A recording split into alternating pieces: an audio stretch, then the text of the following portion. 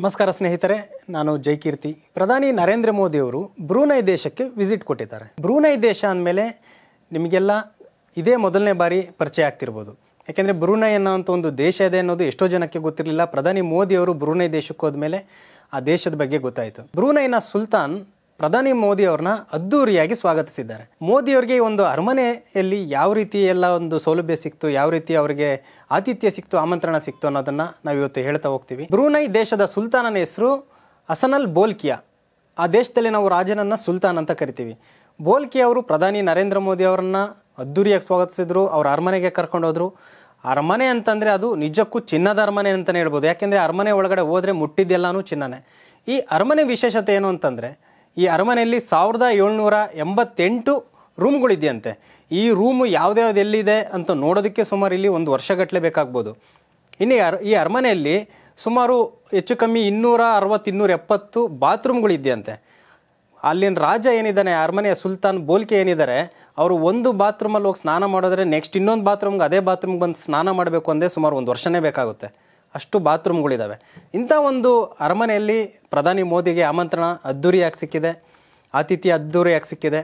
ಅವ್ರಿಗೆ ಊಟದಲ್ಲಿ ಏನೆಲ್ಲ ಇತ್ತು, ಅವ್ರಿಗೆ ಏನೆಲ್ಲ ಊಟೋಪಚಾರ ಇತ್ತು, ಮೋದಿ ಅವ್ರ ಜೊತೆಗೆ ಬಂದಿದ್ದಂತಹ ಅಧಿಕಾರಿಗಳಿಗೆ ಯಾವ ರೀತಿ ಆಮಂತ್ರಣ ಕೊಟ್ಟು ಅನ್ನೋದನ್ನು ನಾವು ಹೇಳ್ತೀವಿ. ಪ್ರಧಾನಿ ಮೋದಿ ಅವರು ಪಕ್ಕಾ ವೆಜಿಟೇರಿಯನ್.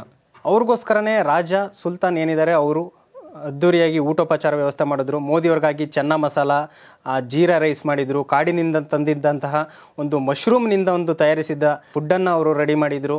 ಇದರ ಜೊತೆಗೆ ಡೆಸರ್ಟ್ ಅಂತೇಳ್ಬಿಟ್ಟು ಮ್ಯಾಂಗೋ ಕೇಸರಿ ಪೇಡ ರೆಡಿ ಮಾಡಿದರು. ಜೊತೆಗೆ ಮೋತಿಚೂರ್ ಲಡ್ಡು, ಪಿಸ್ತಾದಿಂದ ಮಾಡಿದ್ದಂತಹ ಫುಡ್ಡನ್ನು ರೆಡಿ ಮಾಡಿದರು. ವೆಜಿಟಬಲ್ ರೈಸ್ ಕೇಕ್ ಅನ್ನೋಂಥದ್ದನ್ನು ರೆಡಿ ಮಾಡಿ ಮೆನುವಿನಲ್ಲಿ ಸಿದ್ಧಪಡಿಸಿದರು. ಮೋದಿ ಜೊತೆ ಬಂದಿದ್ದಂತಹ ಇತರೆ ಅಧಿಕಾರಿಗಳಿಗೆ ನಾನ್ ವೆಜ್ ಕೂಡ ಇತ್ತು.